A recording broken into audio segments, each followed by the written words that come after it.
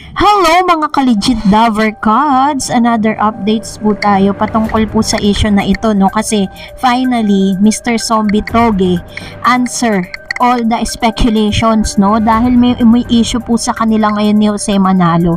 Ang lahat ng yan, but before that, if you haven't subscribed yet to my YouTube channel, please don't forget to like, share, and subscribe at hit po na rin ang notification bell for more showbiz updates. Bago tayo magsimula sa ating mga updates ngayong araw, of course, nais ko po muna magpasalamat sa lahat po ng mga legit viewers, subscribers, and legit Dover Gods po natin na lagi nag-aabang at nakaantabay sa mga videos natin. Thank you so much.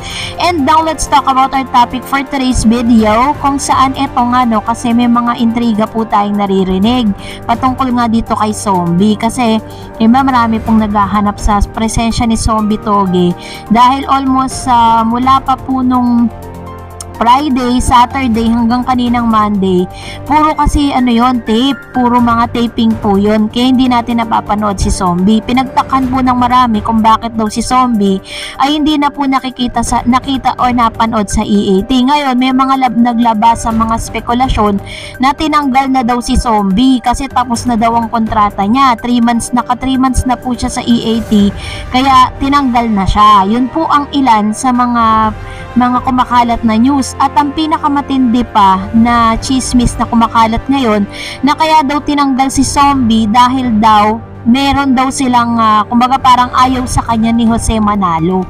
So yun po yung isa sa pinaka nakakalokang news, no? Kasi kung matatandaan ninyo, na interview po yan or nag-live po yan si Zombie at sinabi niya kung paano po yung ginagawa sa kanya, kung paano siya turuan ni Jose Manalo mula nung dumating si Jose, kasi 'di ba si Wally lang naman ang naabutan niya.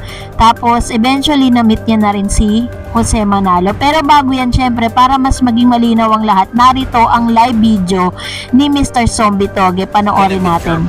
My song on my birthday. Actually, malapit na. It's just few days to come. I'm gonna be dropping my song. Abangan nyo sa Spotify, sa TikTok, sa lahat! Sa lahat! Kumusta po kayo lahat? 73 viewers. Let's go.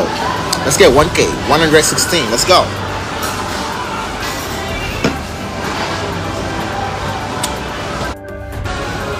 That's unique. I like it. Gapski. Parang zombie. Zombie Gapski. Kabuyaw. Kabuyaw lagjang meg. Hindi ko naintindihan. Wow, ang ganda ng hair mo.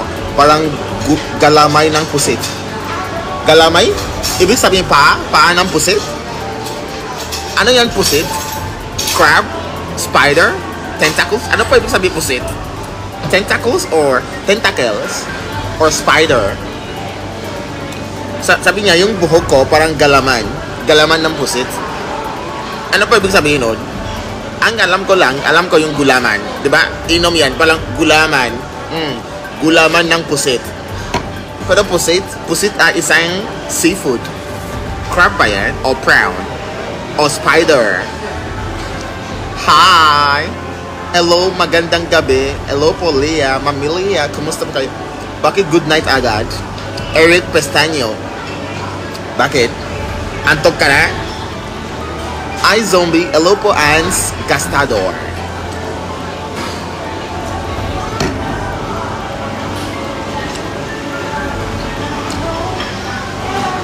Bakit ayaw mong sagutin kung bakit hindi ka kasama sa Bacolod? Bakit hindi po kayo kasama sa Sugod Bahay? Bakit wala ka sa Bacolod? Sa Sugod Bahay? Hindi, nandun pa rin ako. Galaman is kamay. Galamay. Galamay.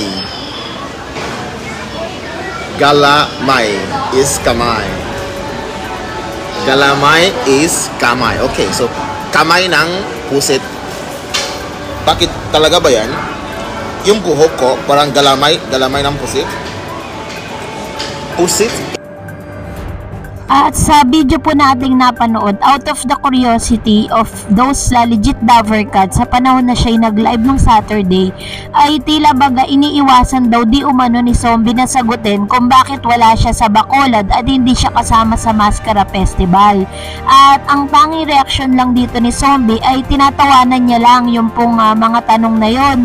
At dito po sinabi niya na magkikita-kita pa rin daw di umano at kasama pa rin daw siya sa sugod bahay.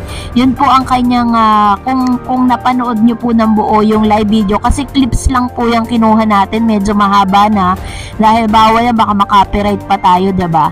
So pinasilip ko lang sa inyo ilan sa mga highlights po, no? At sinabi niya rin dito na meron po siyang ilalabas na song, no? Mapapanood daw natin sa lahat ng mga social media platform like Facebook, YouTube, TikToks, and of course sa Spotify. Maaari pa rin natin mapakinggan yung kanyang latest single. So isa po sa mga nakakalurking na po na balita or chismis na parang si Jose daw ay hindi gusto itong si Mr. Zombie, kaya po hindi po siya sinama sa Mascara Festival. Pero ang katotohanan po niyan dahil kasama po dun si Mr. Alan Kay, si Alan Kay na isa sa mga kababayan niya po, ang taga Bacolod kasi si Alan Kay. The reason why siya po yung sinama po ng E80 doon, kasi nga naman 'di ba yung tinatawag na common ground, siya po yung marunong magsalita ng Bacolod, kaya sinama siya at kasama rin si Tito Sen. So medyo madami na sila kapag isinama pa si Zombie. So dapat po iwasan na natin yung mga ganyang mga chismis, ano. At dahil dyan, narito naman ang ilan sa mga komento ninyo patungkol sa last update natin. Unahin natin ang komento mula kay Victoria Zamora. Karma is real, no? Kasi kaka-upload lang natin ito, kung di nyo pa napanood, ito pong si Rendon Labador ay unti-unti na pong pinagbabayaran yung kanyang ginawa po, pinagsasabi niya dito sa TVJ, no? Kakabalik niya lang sa social media at meron na naman siyang ginawang bago. Sabi ni Roy Missiono Mogol, bakit ba binalik pa ng Meta ang FB page niyan si Rendon? Yun na nga po, hindi natin alam, 'di ba? Kasi parang ang sobrang harsh kasi nung niya, yung dahilan para hindi na siya bigyan ng platform. Pero bakit naibalik? Sabi ni Tony Santos 1994, dapat talaga kasuhan sa Rendon Labrador po kasi talaga yun. Mali yung ginawa niya. Ganun din yung team leader ng PNP na nang-raid dahil pinayagan nila mag-live. True. Kaya nga po yun isa sa mga sabi po ng PNP na just in case na meron po silang mga nalabag na batas, is willing daw po silang sagutin yun. At hindi ko lang alam kung may sanction po silang ibibigay din dito kay Rendon, pero ang sinasabi ng ilan na kakasuhan daw di umano si Rendon ng mga kamag-anakan. So that's it for today. For more videos and updates, please don't forget to like and subscribe, and please don't forget to follow my Facebook page.